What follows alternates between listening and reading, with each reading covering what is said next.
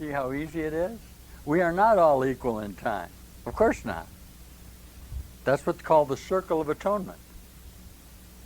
We need each other with a declaration through forgiveness of where we are in our mind associations. I have no grievances. Why would I hold a grievance? The world is not real. I say to you, give up your self-association. Give. Give yourself away. Give away. Don't possess. Don't hold on. Okay. And you'll wake up and be in heaven. And it'll be a heaven that you never left.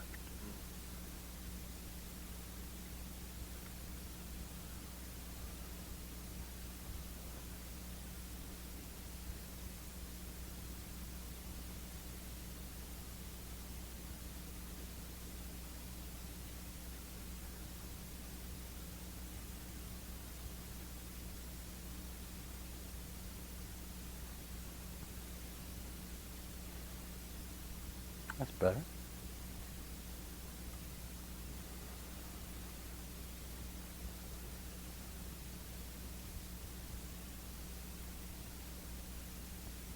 Boy, some of you guys are really making some moves here.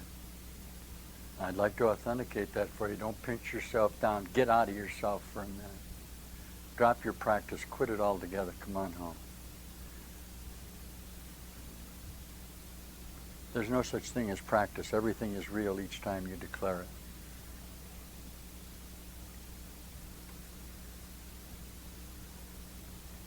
I know your necessities to serve man. That's why you're with me.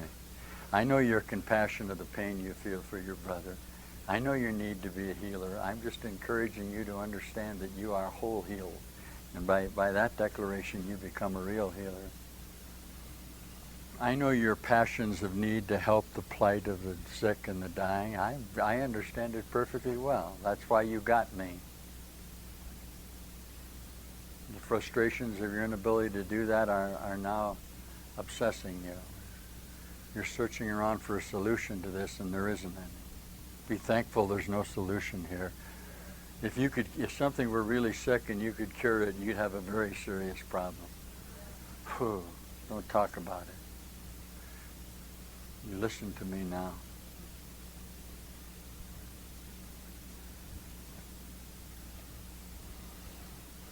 I'm going to have a little quiet time now. We started our quiet time at 9 o'clock, and it's now 11, and we haven't succeeded in being quiet yet. Listen, the reason that I do this is I want to bring you into a reconceptual association utilizing this energy rather than having you simply have experiences here and not integrate yourself. If I don't do that, you'll take this energy, this Shakti, and you'll bring it back down into the practice of your own self utilizing this power in limitation. That's called magic. Okay? There are consciousnesses that constantly come to me and go out reformed in their own minds, and they become very successful. And they use it. Very few people hate me.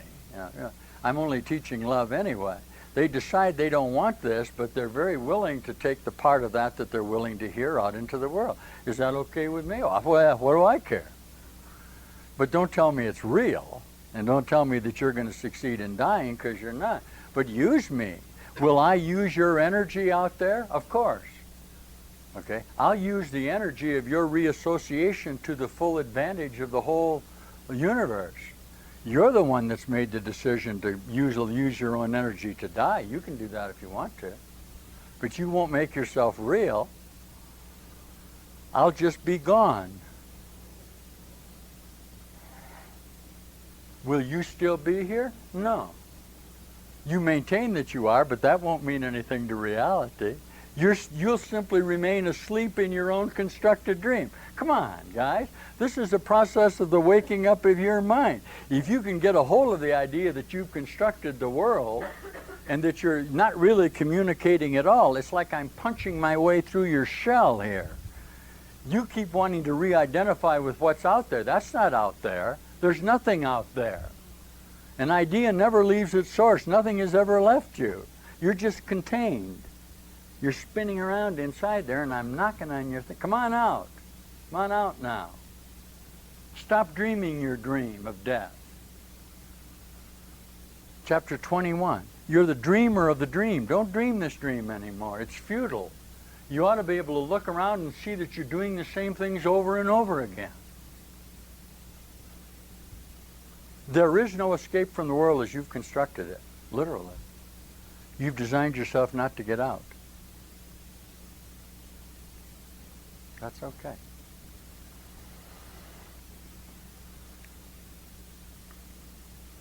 Perhaps we'll have field of dreams. That would be nice, because this is the new dream that you're dreaming. You're all going to go out now. You're going to walk into the corn. Of course, walking into the corn only takes you into sort of an astral space-time association.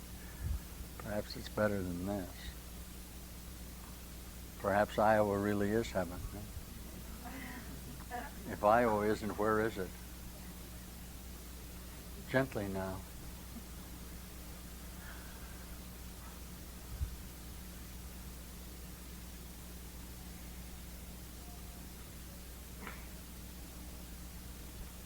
We'll leave the tape on through a little of this and let some of this energy get onto this tape. That's a pretty good talk this morning. I never know what I'm going to say, but that isn't too bad.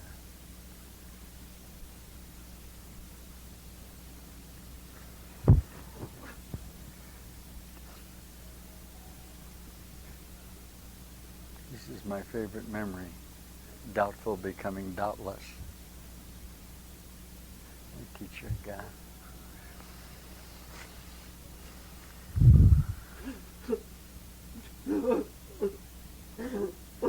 Welcome home, teacher.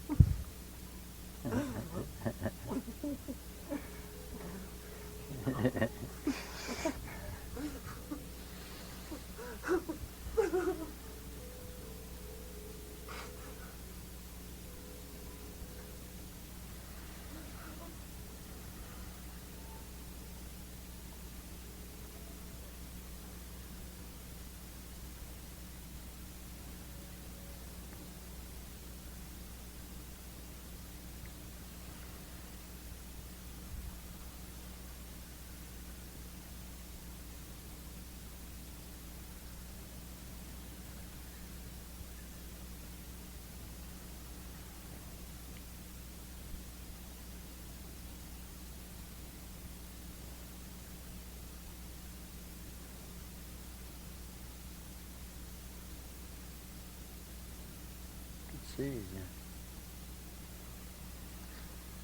See me.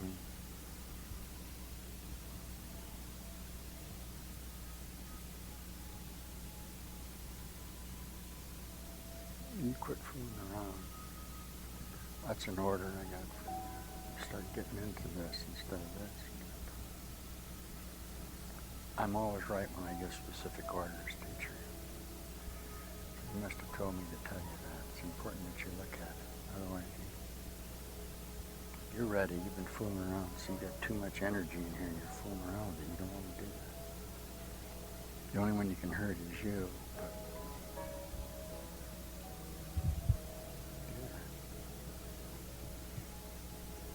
this too. This has got to kick it in. It keeps going down into here. And that's okay. I mean, if you got, there's no reason for you to do that.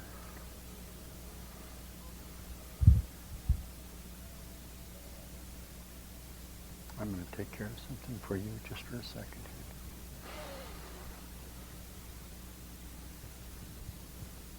here. There, that'll be fine. See? There.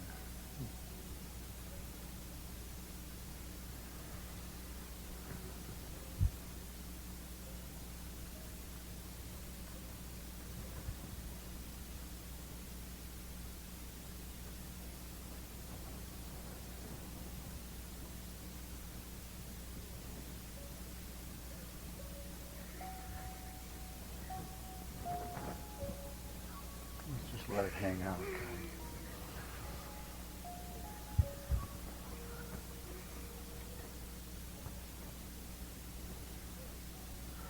Hey, Jake.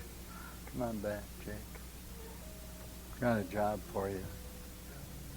Why some of you guys are reaching here.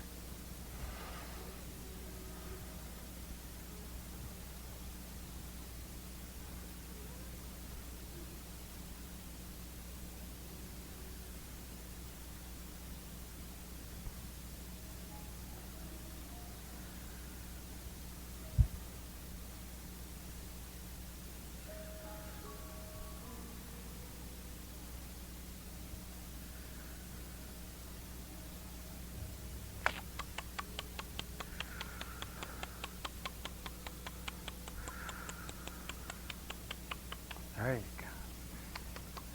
It's okay. It's all right.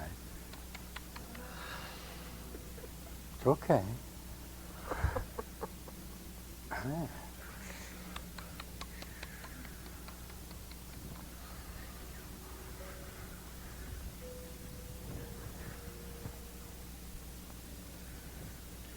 Come on home. What the heck you got to lose? You're coming along. You better come see me. Yeah, I know it. You guys are. Is this really happening to me? Yes, this is really happening to you.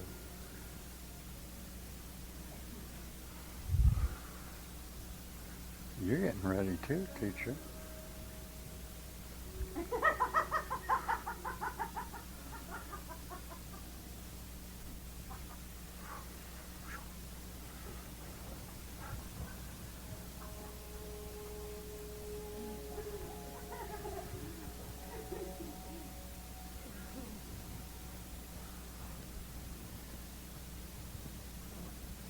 Oh. Oh.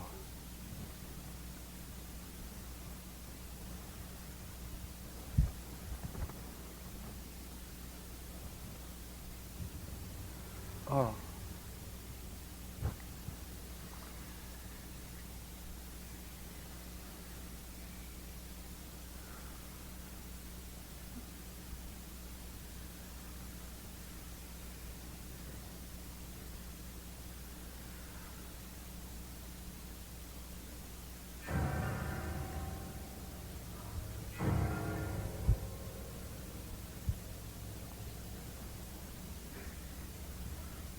Oh, it's so nice to be with you guys.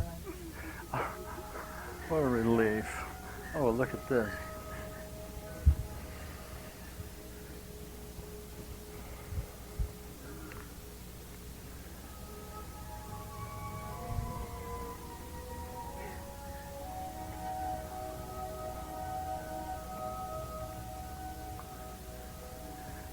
One of these days, you're coming up here. You'll be all right. Give it up. Hang on. I get a little grievance. Look at this. You don't grieve. Quit grieving. You're in your own mind. I need you.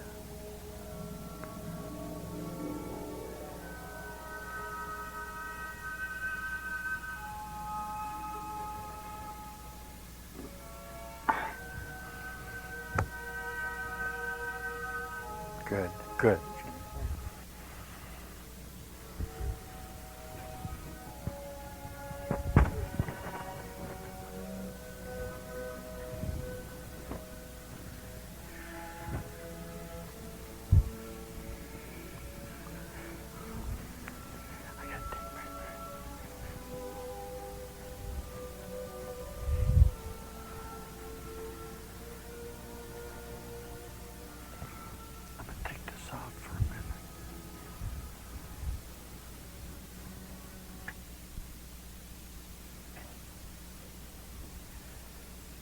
Doubtless, what are we going to do here with this?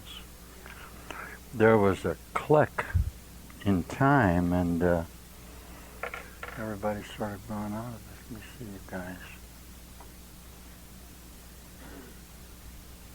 Oh. Look out. See, that's very noticeable, teacher.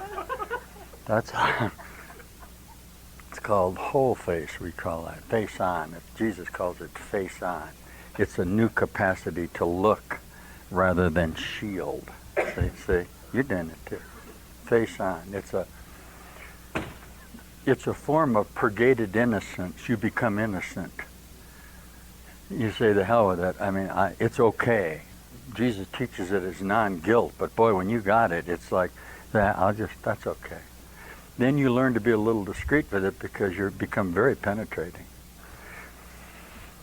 As you look, you'll learn to shield in the supermarkets. We'll show you all this because this is part of your training. This is what they call the Master's Academy, and this is part of what we're doing to show you this.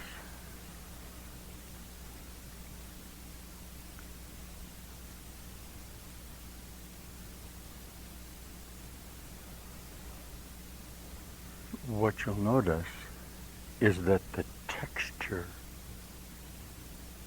of your consciousness is different. See? It's a different feeling. You have a different association with your thoughts. In the Course, Jesus describes this. The way you can tell is it's all new to you. It's a different kind of you.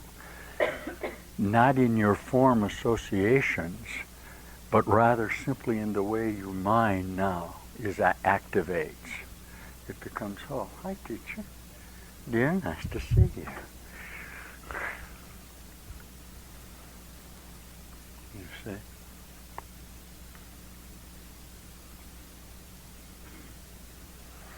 If you persist in this, will you go to light? Yes. Yes. Is it possible at this depth for you to flash out? Jesus calls it go to brightness. Oh yeah. It's very possible for you to do that, certainly. If you do that, and when you've done that, except in divine associations, you're just written out of the script. You no longer were, you're just gone. All right? When you come in the manner that you're coming, you're being used as a vehicle of communication. Jesus says in the Course, it would be unfair of us to provide you with a mechanism of atonement without allowing your own teaching devices. You wouldn't be with me if you weren't healers. Listen. Healing and teaching are the same thing. Your instructions from the time of your, what you would call early maturation, were to be healers. I know you guys. You can call that messianic complex if you want to, but a lot of you have always wanted to be healers. That's why you're with me. You've wanted to save the world. I know you. Okay? What's happened to you? You said you wanted to save the world. What's going to happen to you? You're going to save it. Of course. Of course. You might have identified it separately when you were 12 years old and formed the disciples around you, or felt that you wanted to go to church and look at the stained glass windows and wondered why other people didn't feel how you felt when you went into the icons of the church, and how you liked the smell of it, and how you thought you might be a nun. Or how you thought come on, I know you guys. All of those things you've already done. It wasn't necessary for you to do them again. You've tried that.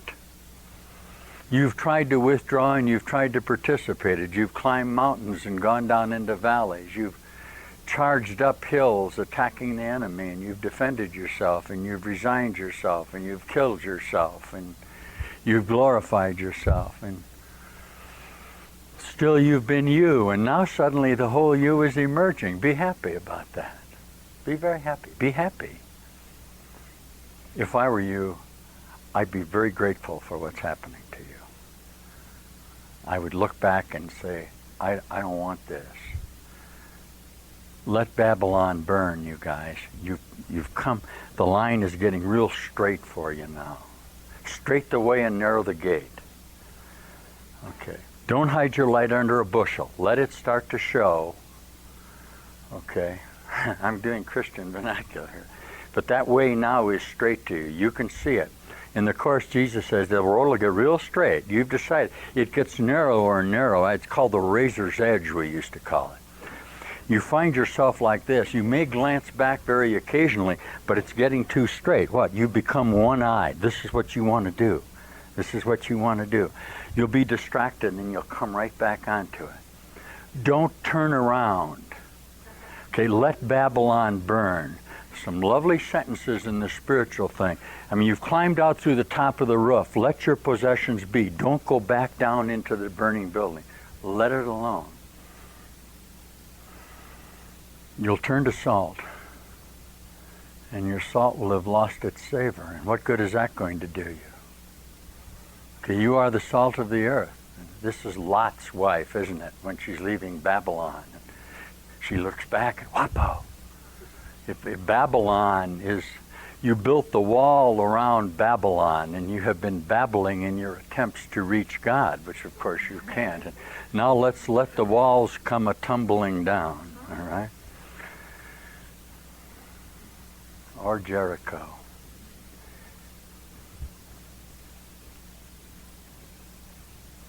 Joshua fit the battle of Jericho. Jericho, Jericho. Joshua fit the battle of Jericho, and the walls came tumbling down. Guys are Christians. Whoever thought Christians would get this? I don't mean the Jesus Christ, but I mean the kind of.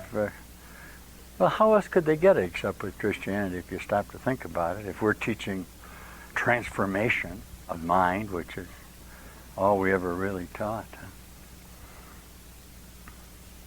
Getting the Course in here was really something, wasn't it?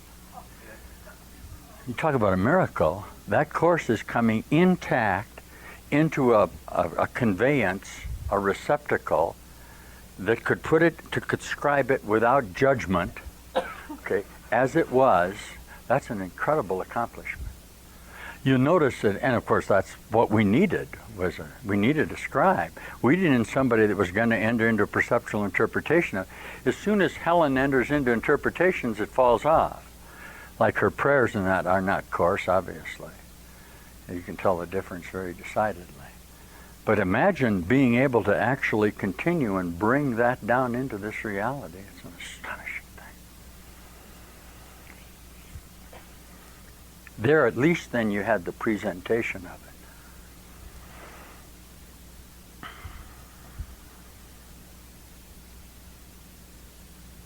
So you use that.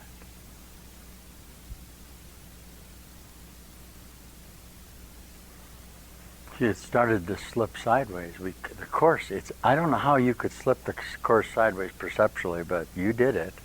And it's beginning to go like this. That's what I'm for, to get you back into what it says. That's why I got the assignment. I'm not connected to the Course in Miracles in the sense of, this is an assignment for me. Can you hear this? I have a whole mind, and the Course is beautiful. It's the vernacular of your cellular memories. Greater things will you do than I have done, simply because you're going to do all the things that are in your whole mind in regard to this, aren't you? I'm a mercenary. I'm here with the total truth to let you see that through this reflection. Can you hear me? I was gutted out on my last death. I'm not from here. I remember here. Neither are you. See, that's what you're coming to know through this Course in Miracles. The guy that was supposed to be the Savior missed it. You know that happens sometimes. You never know up to the end whether the guy's going to make it or not. Your designated one fell off the truth wagon. Did you know that? You had a variety coming up. So you guys are maturating very rapidly now. And you had a consciousness that had evolved to a point, but when you can't get a total light insinuation, this is the other measure. They just grabbed me and threw me into it. But I know perfectly. If it hadn't been me, you wouldn't be here now. See, I'm an understudy. Did you know that?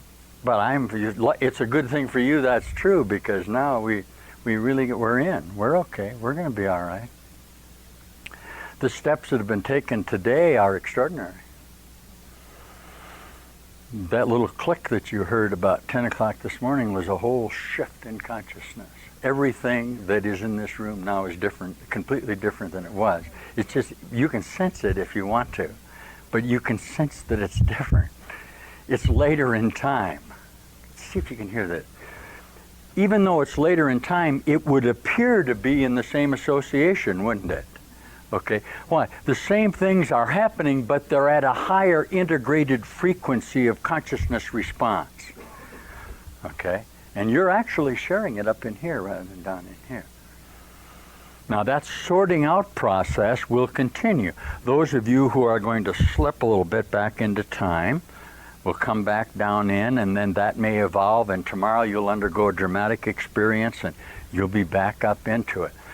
The reason it appears chaotic is that when you're this early in what you call the history of time, coming from what? Total chaos, coming from a black hole, coming from compacted thought, back to reality, there's no real stability. There's no way we can hold on to light consciousness and balance it. It's too chaotic.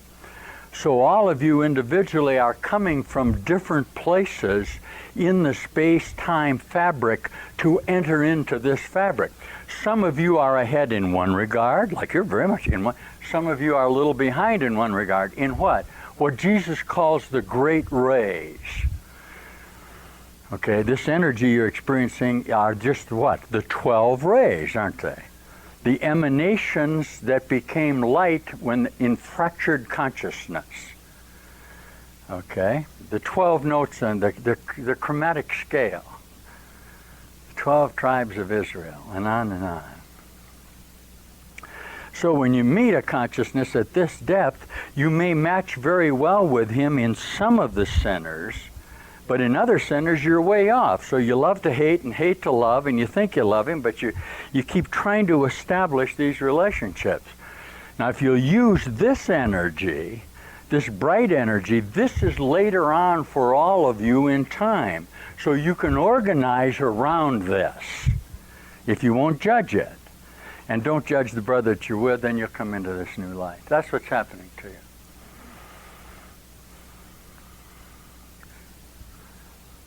Oh, I gotta take off my socks. No wonder I'm having a problem. Oh. We have a great Christian tradition of barefootedness. Did you know that? We do feet, okay? We have a Jesus tradition of doing feet that's real strong in us, too. Not necessarily body manipulation, but we do feet.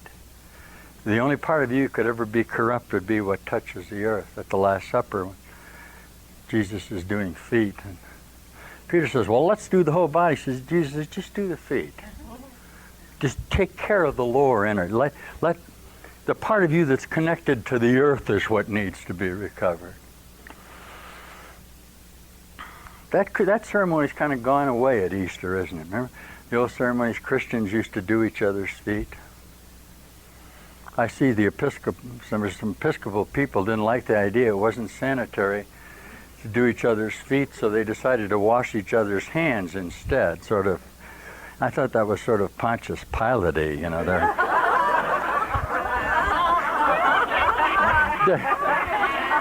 There was a story about in the paper, well, it's not hygienic to do the feet. Let's get together and wash each other's hands. I went, yeah. It's typical. That's just typical. They're going to wash their hands of the whole situation.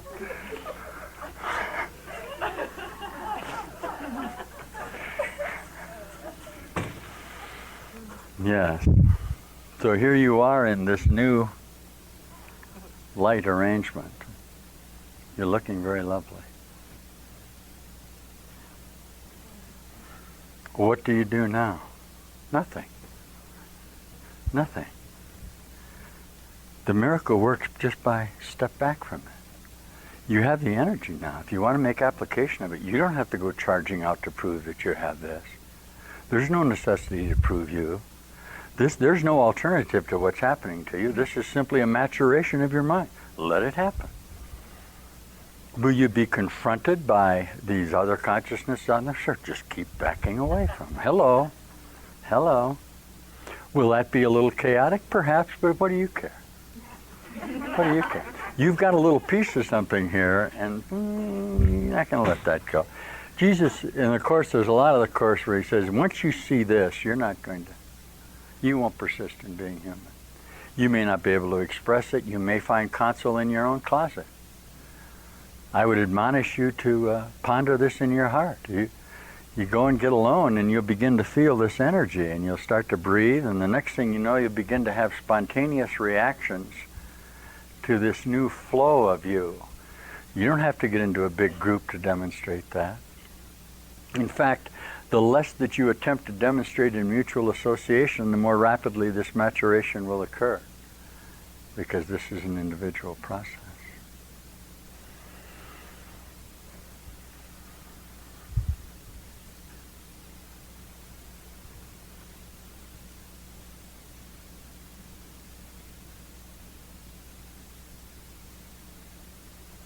In the integration of this now, just a little bit, I have a lesson. I have 3 lessons I'm going to read you from the Epistle of Jesus Christ and Course in Miracles, and for 2 reasons. One, to show you the incredible certainty of the workbook of the Course, that is, so that your new mind can see that it's not a hyperbole, that the Course says what it means. I don't know what the lessons are. I wrote them down. I was given a couple of numbers. It'll also give you perhaps a little more association with the manner in which you may teach the workbook or may teach the Course, because your minds have a tendency to pass over sentences. Some of you have been doing the Course and doing the Course and doing the Course. You've never actually stopped and looked at what it says.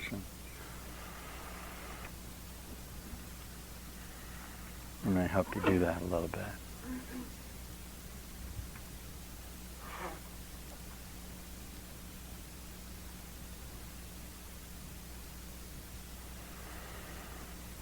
So just sit gently, those of you who are digesting, and I'll read very quietly, and I have a contract to do this. So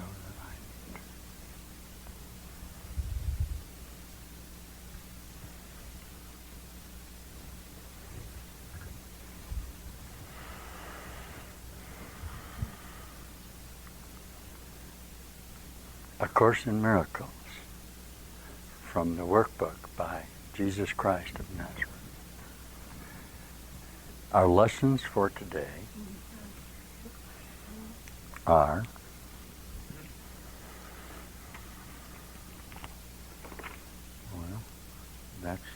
that's the text. I need where's my workbook? Where are my glasses? Where am I? Our lessons are 3 lessons that we're supposed to do. The first one is a wonderful lesson. Listen to this.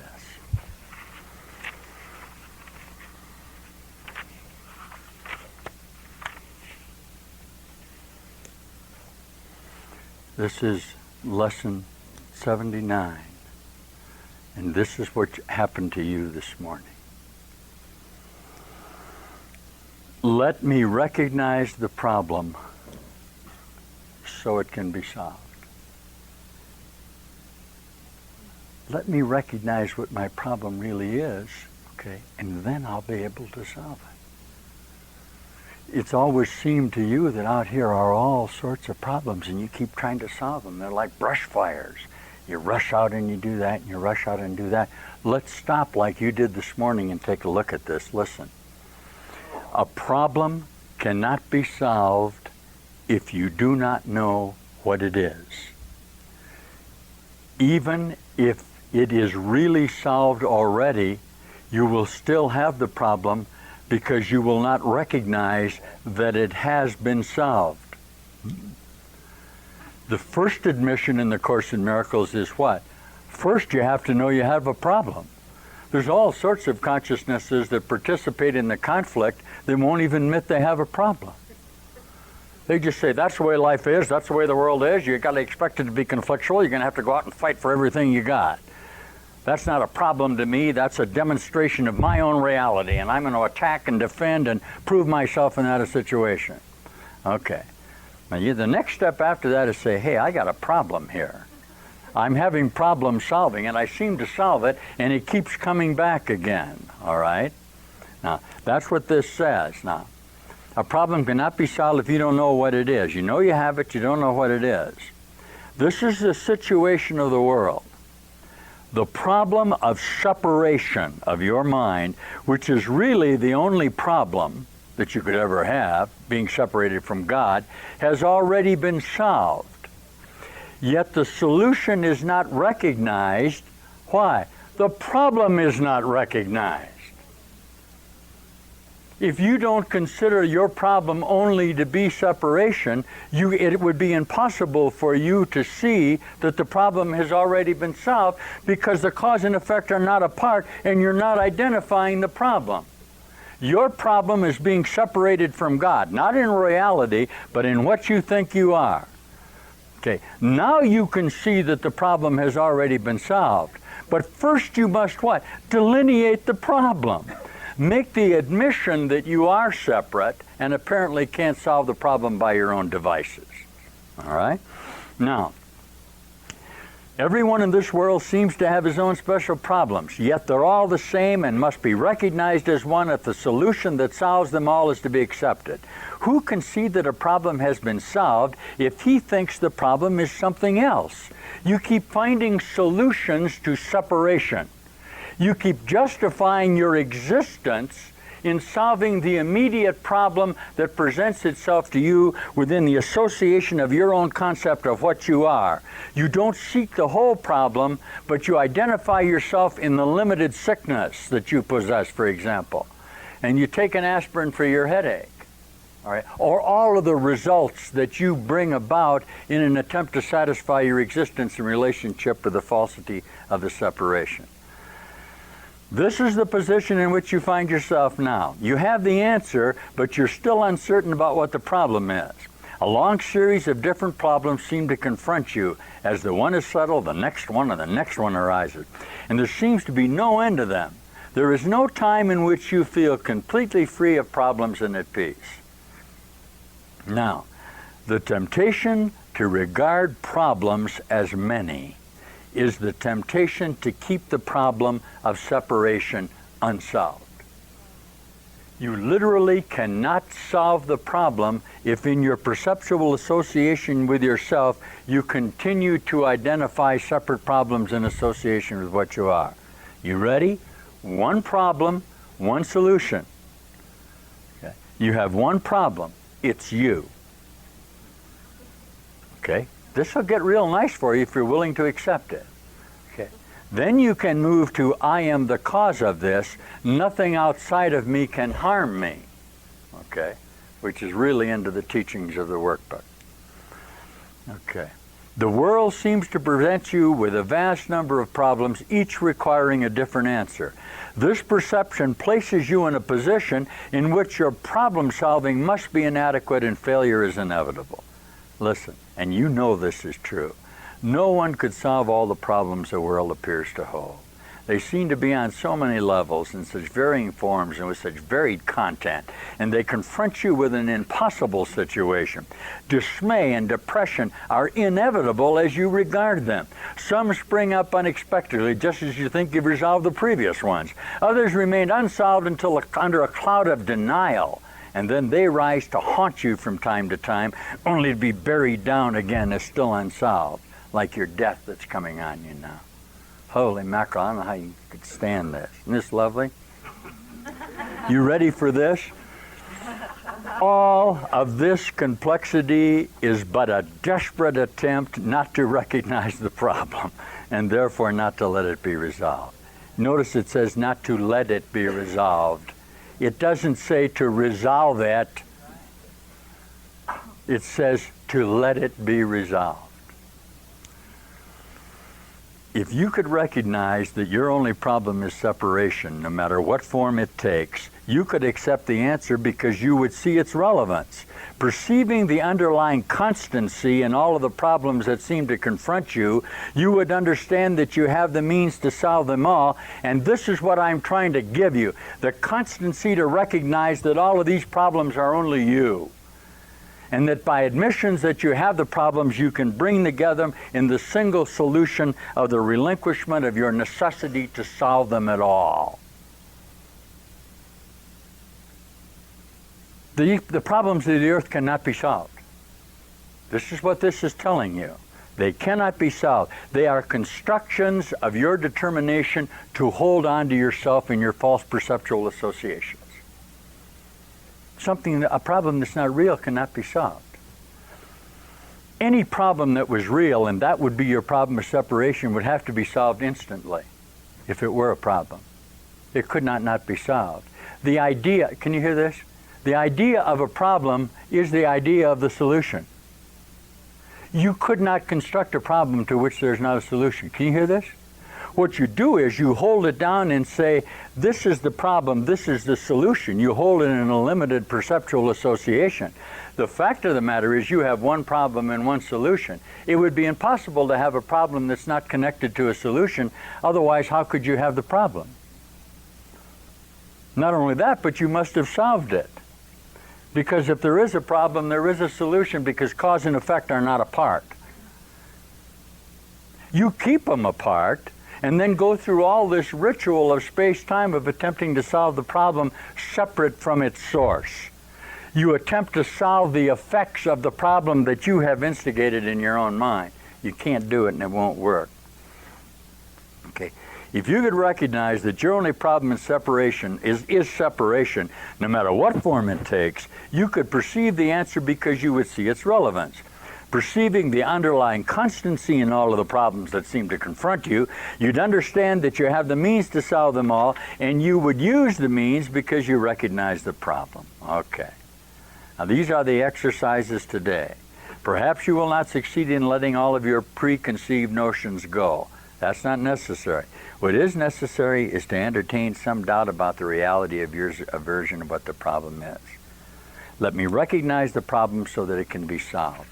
Let me admit that I am suffering pain and sickness and death, and that through my admission of this and the letting go of my associations, I can come to know God. One problem, one solution. You be happy that you're the problem.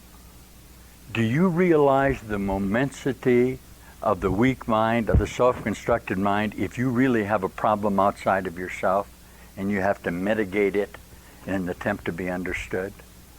How are you ever going to solve it if it's out there? You then become dependent on a judgment that you have placed separate from yourself to solve your problem. This is the condition of your mind, guys. It's awful. Okay. You ask them to solve the problem for you, but they can't possibly know the answer except that you have given them the solution within your own mind. Wow. And then you get into a double bind of guilt, because you listen to the answers that mind is giving you. And that mind is going to share your guilt with you, isn't it? That mind is going to authenticate the problem through the effects rather than you recognizing that you're the cause of this. Okay?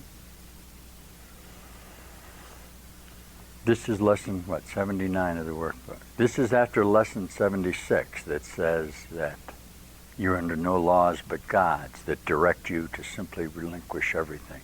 The toughest lesson in the course. I'll let you do that by yourself tonight. Is it okay if we do the workbook of the course? That's what salvation is. This is the method that you can use if you choose to, the catechism of reality that you can choose to let this be solved. I have a problem. I have the solution here with me. It is not out there. There was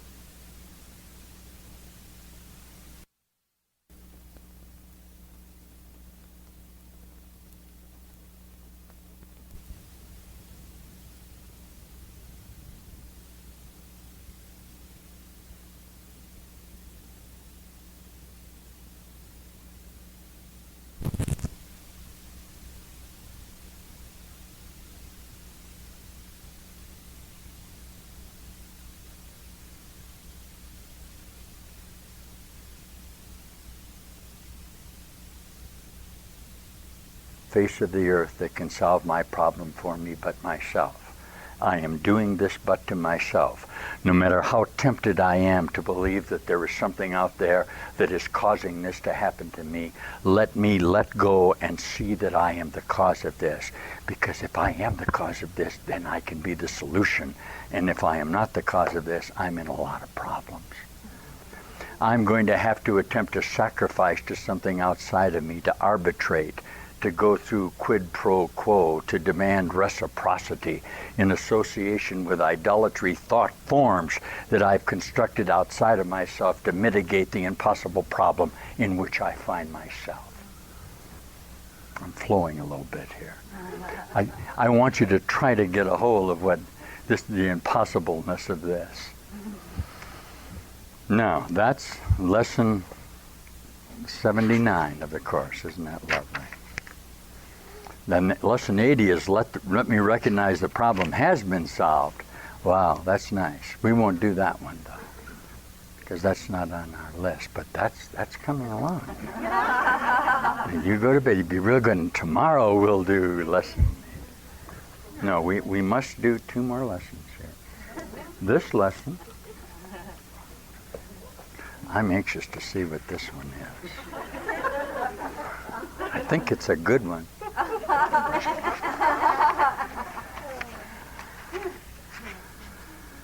Oh wow. Is this lovely? This is lesson 158. Today I learned to give as I receive. Sometimes the titles to the workbook lessons won't particularly pertain to the workbook, as you may have discovered. Never mind your perceptual. Listen to what this lesson says, because this is, sure enough, this is what we've been talking about this morning. Okay. It's going to tell you that this is the time that you chose. But you didn't know you choose this time until you chose it. And when you chose it, it had always been chosen. Do you know that's what this lesson says? I'm going to tell you that way when I read it, you'll hear it a little better. Okay? The time has already been set, but you don't know it's been set until you choose to set it, and then it's always been set. Everybody got that? All right. Why? Because it's already all over. And you say, well, I'm changing it. And I say, no, you're not. You're just it's all in the fabric anyway. Okay? Isn't that fun? Now, you have total free will to do what's already been done. And you say, well, that's not free will. And I say, oh, yes, it is. Isn't that funny? Now you're caught between your determinism, and this is a great theological discussion. You're caught between your absolute predestination, which is your Presbyterian determinism, which everything has already happened, confronted by your determination to be what? To be free and assert yourself. Okay? Now I'm going to give you total freedom by the acknowledgement that everything has already been determined, but perceptual mind doesn't like that very well. It's going to attempt to do something within the linear condition of time that it hasn't already done, but it's impossible that it do that. Okay? Feel good about that, not bad, though. You're tempted to attempt to do something that's never been thought of before. This is Rosencrantz and Guildenstern Are Dead. It's a play, if you ever want to read it. Rosencrantz determines he's going to do something that has never been done before, but obviously he can't. He's going to try not to meditate. He's going to try not to motivate anything. He's going to have a thought that's never been thought of. Okay? The quantum physicists are trying to do that. They're trying to set up experiments in what you call wave-particle association and then pretend that they didn't set up the experiment. That way they can step back from the experiment and observe the electronic associations of the wave particle. But they can't do it. They're caught in their own subjectivity. What they discover is that they're influencing the experiment with their mind, which is of course what they're doing, since the experiment is only contained in the retrospect of their previous dramatic demonstrations of experiential unreality. You got that? Good, because I don't have any idea what that is.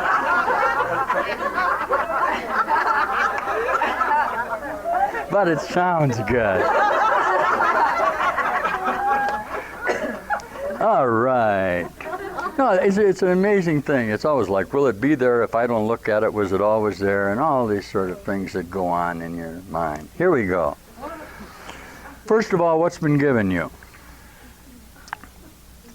The knowledge that you are a mind, in mind, purely mind, sinless forever, wholly unafraid because you were created out of love. Listen. Nor have you left your source, remaining as you were created. Now, listen carefully to this. This was given you as knowledge which you cannot lose.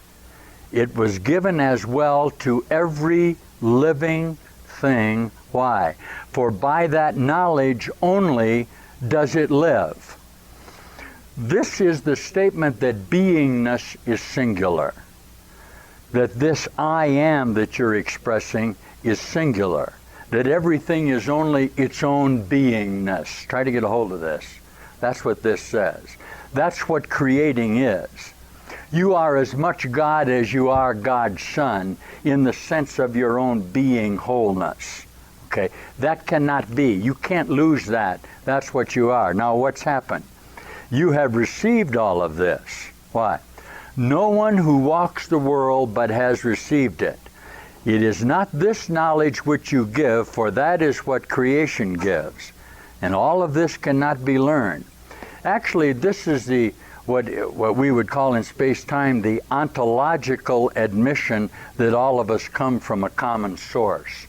That we have a dharma, that we have a spirit of absolute reality that is singular in us, isn't it? Okay, that's not the knowledge you're going to offer. The knowledge you're going to offer is your limited perceptual association coming to that determination. Listen to this. All of this cannot be learned. You can't learn that. That's what you are. What then are you to learn to give today? Our lesson yesterday evoked a theme found early in the text. The theme found early in the text was, into his presence would I enter now. This is a statement of the transformation of the body that you're undergoing now. That was the lesson just before this. All right, now listen. All this cannot be learned. Our lesson yesterday evoked a theme found early in the text. Experience cannot be shared directly in the way that vision can. Okay? The revelation that the Father and the Son are one will comes in time to every mind. Listen, yet is that time determined by the mind itself, not taught. You can't teach your limited associations what you are. You determined within your own total idea about yourself, contained within the fabric of your reality, when that time was. You can't teach that. Why? It's already happened and you're gone from here. You're teaching only in the limited associations of your perceptual observations of yourself in order to forgive the previous grievances or what you call sequential time associations that keep you from seeing that you're actually whole. That's the relinquishment of your own self, isn't it? Now listen. Yet is that time determined by the mind itself, not taught. Now, the time is already set. It appears to be quite arbitrary. You're going along, you're going along, and why? You never can judge where you are in relationship with yourself. Don't you see? You cannot perceptually be the determiner of your own revelation. You think you can, and you keep trying to identify yourself in association with it, and that's what holds you in your space-time association, doesn't it? Your need to have the thought rather than be the thought. Your need to have the emotion rather than be the emotion. The need to justify in your thought forms the anger rather than being the anger, rather than being the love, rather than being whole unto yourself. It appears to be quite arbitrary, yet there is no step along the road that anyone takes but by chance.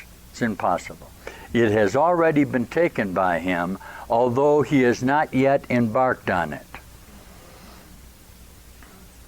It's already been taken by him, although he has not yet embarked on it. Because each moment that he embarks on it, it's already been taken. Why? Cause and effect are not apart. As soon as he apparently has the problem, the solution was always there. This is what I tried to say to you at the beginning of this lesson. Do you see? Each time you think the problem isn't solved, it's really solved. This is what's happened to you now. You've accumulated a lot of solutions that didn't work. You've rejected those from your mind, and you're just coming into a moment's whole association with yourself. Was this the time that you decided to wake up and become whole, remembered you're in heaven? Yeah. Well, can't it be? This says it can be some other time. No, it doesn't. No, it says it can only be this time. This time appears to be arbitrary to you because until the moment that you come into the wholeness of your own atonement and undergo the experience, you can't know that that was the time that you did it. You'll always be caught in this attempt to find it in your limited form associations. This will come to you. Let it sink in a little bit. You'll get it. Ready? It has already been taken by you, although he has not yet embarked on the journey. Ready? Lovely. For time but seems to go in one direction. We but undertake a journey that is over, yet it seems to have a future still unknown to us. Not possible. Okay? Anytime you justify your present condition based on previous experience, you have literally created the previous experience that did not exist until you justified it in the effect of you. Can anybody hear this? You call that preventive maintenance. An accident never happens until it happens. When it happens, you justify it by the previous associations. Isn't that astonishing? Everybody hear this? If you're flying in an airplane and suddenly it blows up, all right, they look back to the past association to determine what caused the accident. They discover it was bad maintenance, but the maintenance was okay until the plane blew up. Can you hear that? Yeah. There has to be a reason for everything happening, but until it happens, it's terrible, isn't it? You must justify by looking in, and you literally create a past association to justify your present condition. That's an astonishing thing to do. Isn't that amazing? You had to make the engine defective because the accident occurred. Otherwise, the engine was perfect. What made the engine defective? The crash.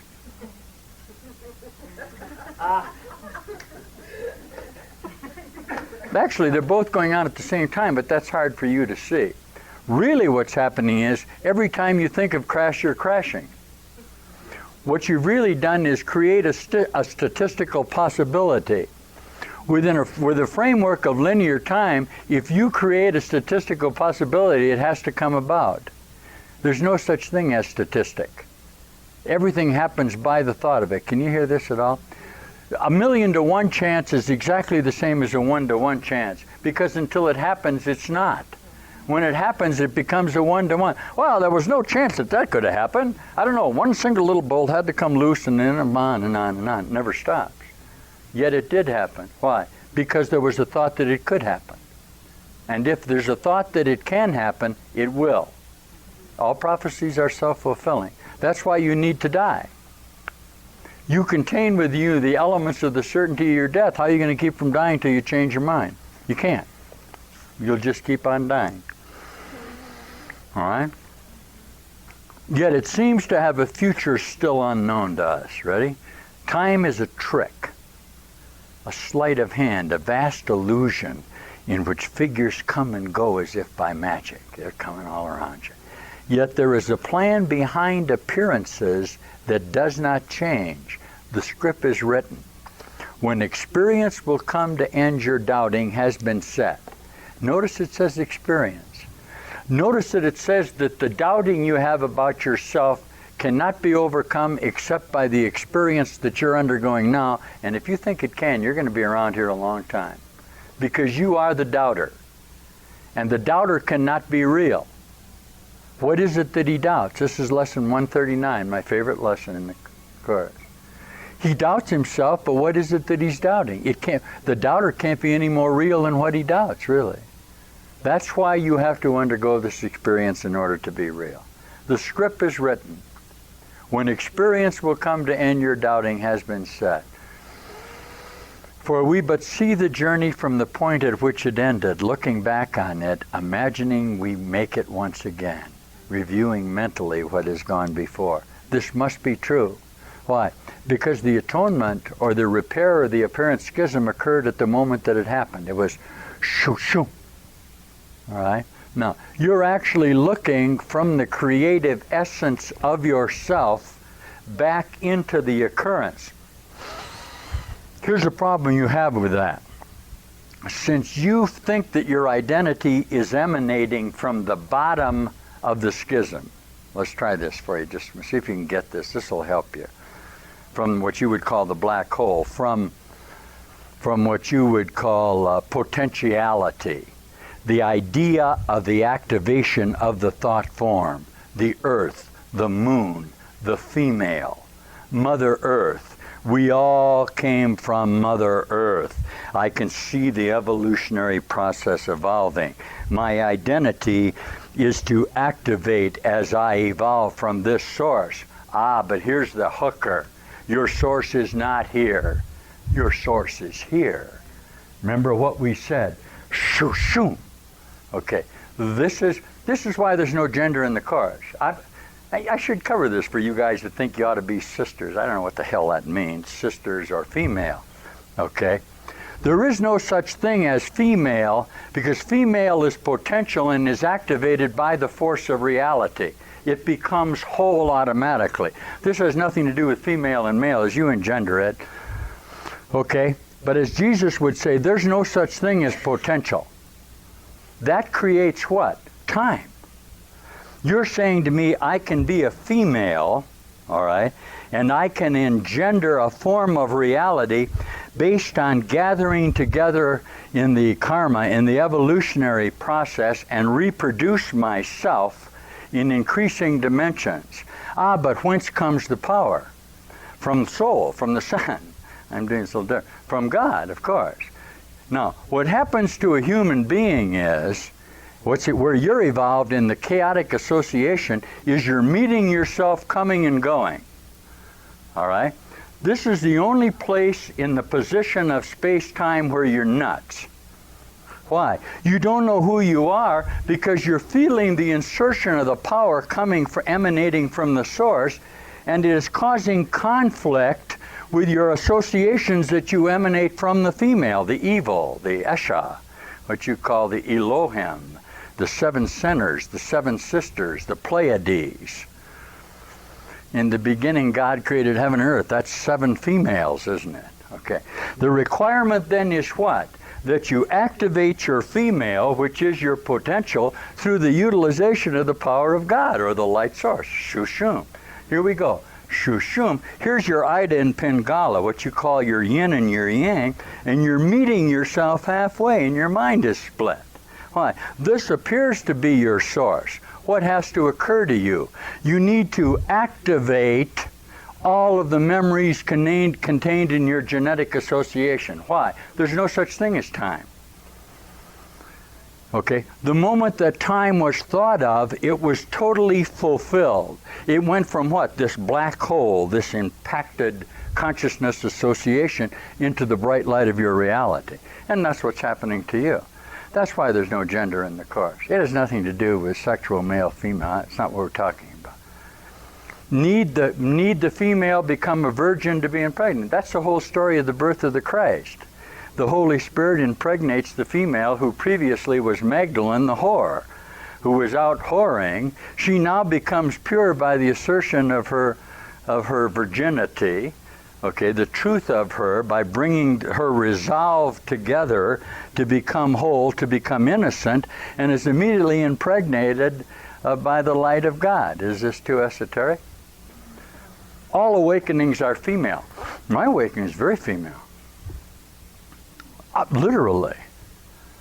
Okay. The problem that a male consciousness has in his own relationship is that he's in competition with his father. Did you know that? This is pure Course now for a minute. He actually thinks the male thinks that he's usurped the power of his own creator. Oedipus Rex, sort of. He's going to marry his mother. That gets into a little stuff. But what we're saying is that the necessity for the awakening of a constabulary of unreality as constituted in the body requires the emergence of the female. In my awakening, I became very female. Would you like to hear that? My breasts swell up. What? I am going through, it's in order to be impregnated, I am taking all of the thought forms that are part of my genetic association. Okay? And there are a lot of people who will demonstrate to you the passions, males particularly, who undergo enlightenment will tell you that it was very much the passion of being loved by God. That's what happened to me. Now, those of you who are female must do what? Stimulate, okay, through the bringing together of your female associations, the recognition of the male in you. I don't care where you're hearing this. I'm giving you fact here. Not in gender, but in the necessity for you to take time, which is the potential, which is the memory of you, which is your I Ching, isn't it? Contained within you, and totally activate it to make it whole. And that's what's happening to you. Okay. And that's what did happen to you. Be happy about that. Okay? As long as you associate with the thought forms, okay, of your evil, of your Eve, all right, you'll remain in this association and continue to miscreate by your definition of yourself as what? Adam and Eve. See, the product of Adam and Eve as separate gender can only be death because it's associated with time. And you left the garden, which was eternity, didn't you? And became that. So that'll make you feel real good, because a lot of you want to marry God. You feel this thrust of your passion to come up into this new you that's up in here. And that's what I want you to do. Let that happen. Understand that your body is undergoing these changes glandularly, okay? Utilizing the glands, the churches, the chakras in your body. Is that all right for you to know that? Did you know that? Sure. Sure. Where did the human condition come from? It came from the pancreas, which is the ductless gland, which is the Pleiades. It's the seven sisters, isn't it?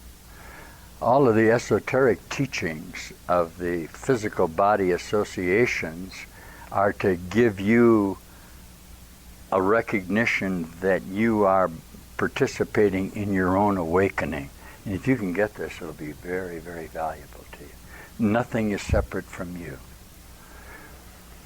All of the reality that there is in the whole universe is right here in this room right now. There is nothing outside of this. I know that may seem startling to you, but you can only have one thought at a time. And when you have that thought, that's all that there is. Okay? Now, it seems as though you're undergoing this for the first time, but actually, we've done this before.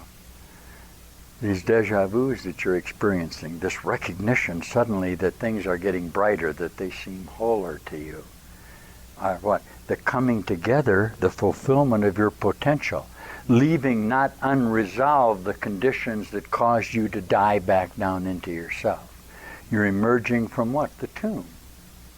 You're emerging from the tomb of earth. Your temple is rent by the fire of reality and you're springing forth. How long does it take you to do that? 3 days. You have descended into hell, okay? You must remain in hell for 1 day, and then you return. This is the certainty there's no such thing as two. You can't come down into hell, the idea of a schism, without having been there. That's why there's no such number as two. Wherever two or more are gathered, I will be there as the resolution to the two. Okay. But Jesus, when he's crucified, what? He descends into hell, and the third day he rises up. 1 day to get there, 1 day to recognize his plight, and 1 day to go out. The teachings that I'm directing to you, that occurred instantaneously. And that really you're just living within that framework of time, and that it's actually already all gone. Isn't that nice to know that this is all over?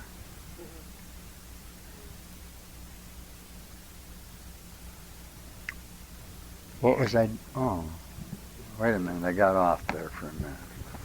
Where was that? Oh yes, lesson 158. Well, that didn't sound very much like lesson 158. Well, it was. I'm going to finish it. For we but see the journey from the point at which it ended, looking back on it, and this is what I'm encouraging you to do with me. Imagining we make it once again, reviewing mentally what has gone by. Listen. A teacher does not give experience because he did not learn it. What happened to me wasn't learned. Are you kidding? There's no possibility what occurred to me could have been learned. I can't give you the experience of my revelation. What can I do? It revealed itself to him at its appointed time, but vision is his gift. This he can give directly, for Christ's knowledge is not lost because he has a vision. He can give it to anyone who asks. The Father's will and his are joined in knowledge, yet there is a vision which the Spirit sees because the mind of Christ beholds it too. This is the same idea as your projections are becoming real to you now, through the whole-mindedness that you're coming into. If you want to, you might want to look at it this way. Everything that you're seeing about you here is a vision, okay? It's a projection of the light forms of your association. What we're doing now is giving you enhanced vision. You're better able to see because you're not in conflict with your own thought form association. Can we do this from this energy source? That's what's happening to you. Yeah. Is that what a Savior is? That's precisely and exactly what a Master is, what a Savior is. What you actually do is you stay in association with him, if you'd like to know. Okay, I can't teach you, I can only demonstrate my beingness to you. You then integrate it into your association with how you projected me. Okay, that's what we're doing. That's what this says. I'm then what? I'm giving you the revision of your own mind, not my mind. I'm reflecting back to you your own thought form in the drama that what? You and I previously played out together. Otherwise, why in hell am I here? It must be that this is what you did. And indeed, this is what you did. Wow. You can make this be anything that you want it to be. That's the power of your own mind. But I would suggest that you utilize it to the lesson that we previous to let you have a single problem so that you can revision to what? A single solution. And that's what you want to do.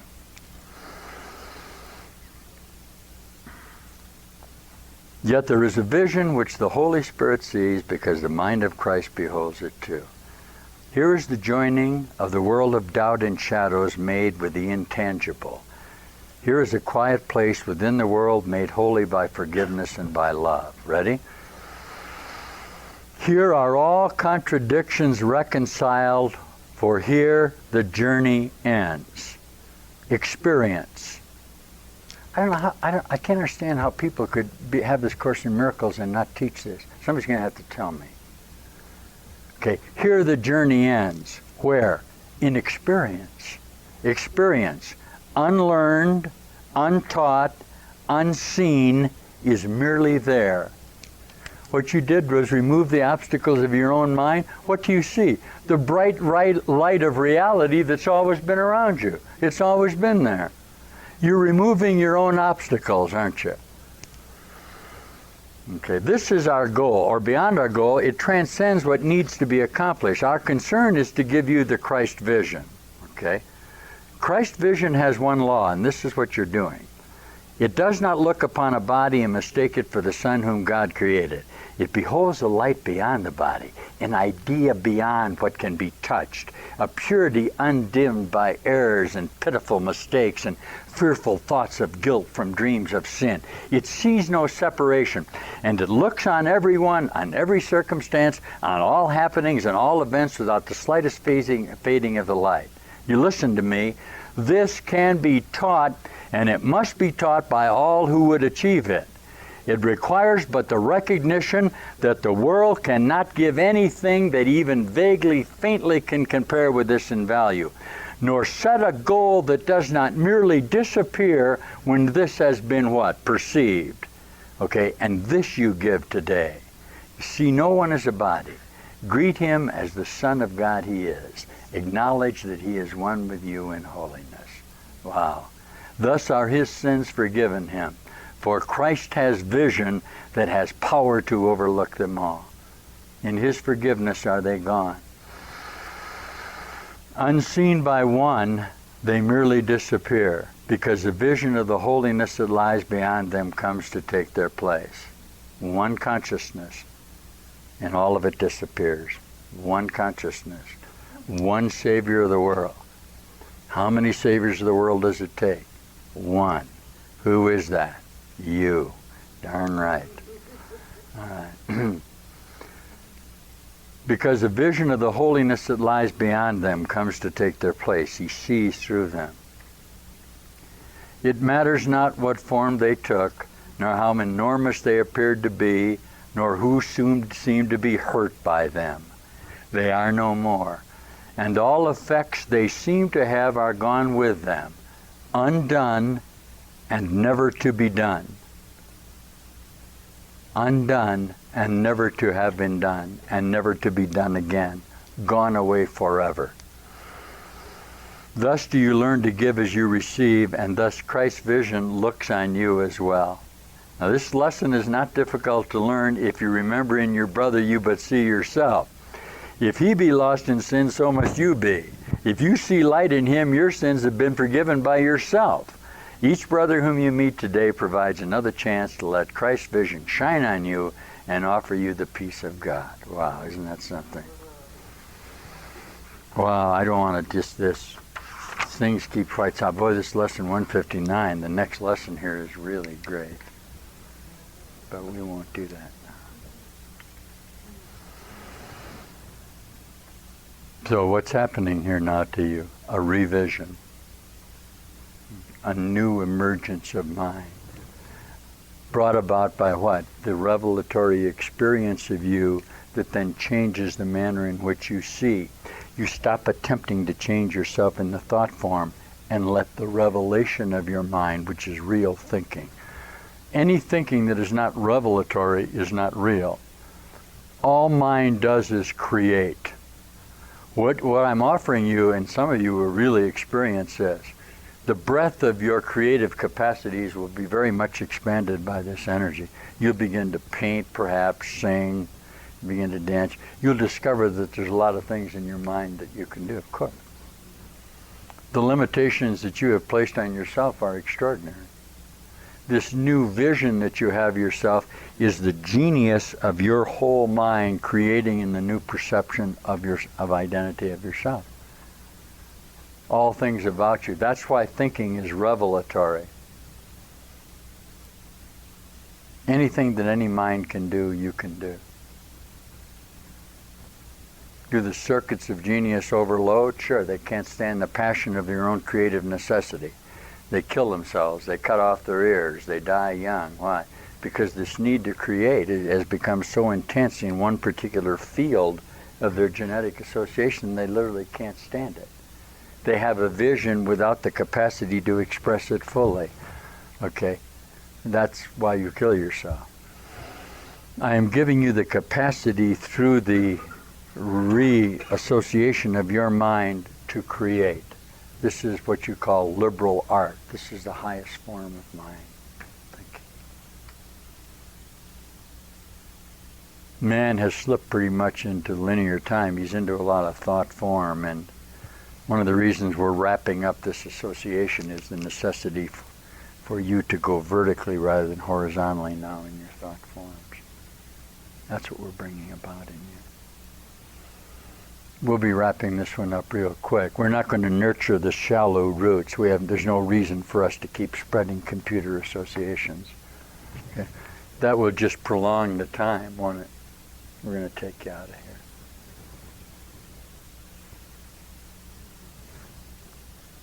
If you'd like to go, stay here.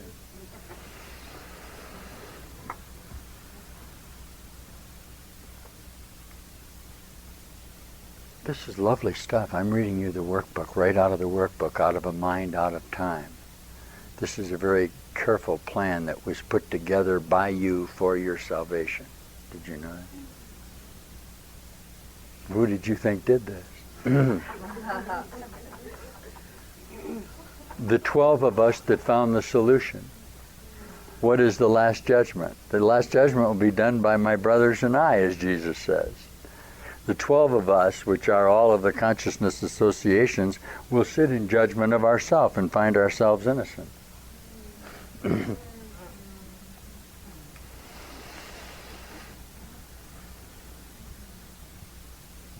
that what you're doing now? Sure. Is this the last judgment? Yep. Is this really over and gone? Yeah.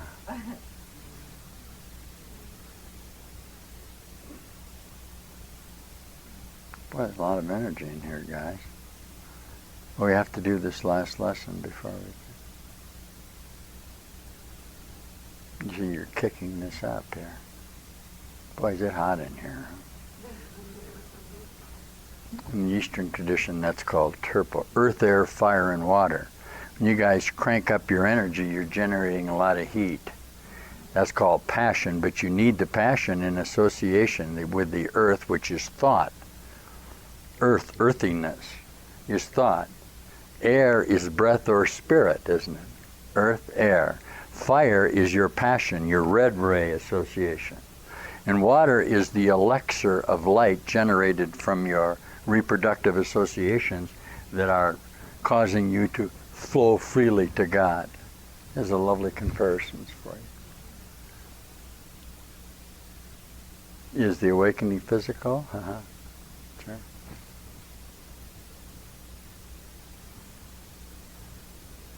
This Christ child has been born in you, hasn't it? In the Course where Jesus says you nurture this little nomad, this little baby that's born in you, because he has to cross in the lunar cycle, he has to cross from Bethlehem, right, which is your association, to Jerusalem, which is your crown, which is your head, which is your crown chakra. So that germ has to get past the Pharaoh, which is the desert, which is this reign. The Pharaoh obviously will attempt to kill him because this is your human associations in here. You protect him in the Passover, or the parting of the Red Sea, which is the Passion, so that you can come from the wilderness up into Jerusalem, where you can what? Undergo in Golgotha, okay, which is the place of the skull, all right, your apparent crucifixion and resurrection. That's what's occurring in your body. These are lovely esoteric teachings of the Passion of Jesus Christ. You meet now in the upper room and are joining together to bring this about. Isn't that lovely? Happy Easter. That being said, we have one more lesson to do here, and it is...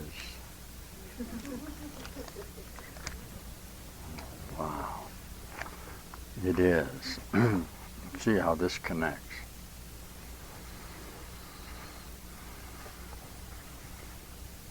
Lesson 184.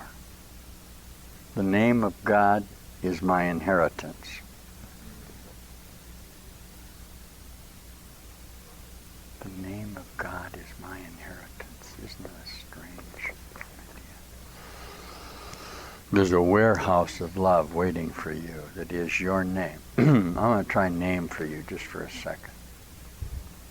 Okay, since you have named yourself, you must have one perfect name. In that regard, you're absolutely and totally unique.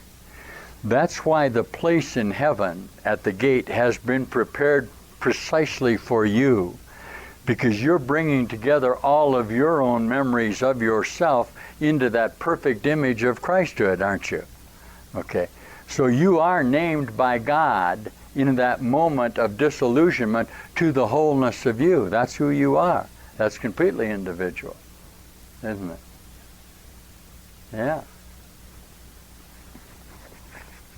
Jesus in the Course says that has been carefully prepared for you and awaits you as the totalness of you. You live by symbols. You've made up names for everything you see. Each one becomes a separate entity. Isn't that interesting? He calls it an entity. Identified by its own name. By this you carve it out of unity. Adam named the animals and carved them out of unity. Obviously, the second you named anything, you'd have to go on naming forever. Do you see that? If you name something separate, you're caught forever in naming something else. Wow. What a thing to do. By this you carve it out of unity. By this you designate its special attributes and set it off from other things by emphasizing space surrounding it. This space you lay between all things to which you give a different name, all happenings in terms of place and time, all bodies which are greeted by a name. This space you see as setting off all things from one another is the means by which the world's perception is achieved. It's the distance between you and the objects that you've projected from your own mind. Holy mackerel. You see something where nothing is, and see as well nothing where there is unity. Because once you see unity, you'll see it as whole. You see something where it literally isn't. You project your own thought form out from you and make it a whole body outside of you. It's actually not there. It's only in your memory. And you keep changing your own memory about it each moment and attempt to identify it in your own projected association. Wow. Is that something?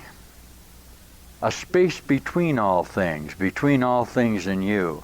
Thus do you think that you've given life in separation. By this split, you think you are established as a unity which functions with an independent will. This is the definition of a human being, a miscreator. Do you have the power in your mind to do this? That's exactly what you're doing right now. You're creating this condition of illusions by the projections of your own mind. Holy mackerel.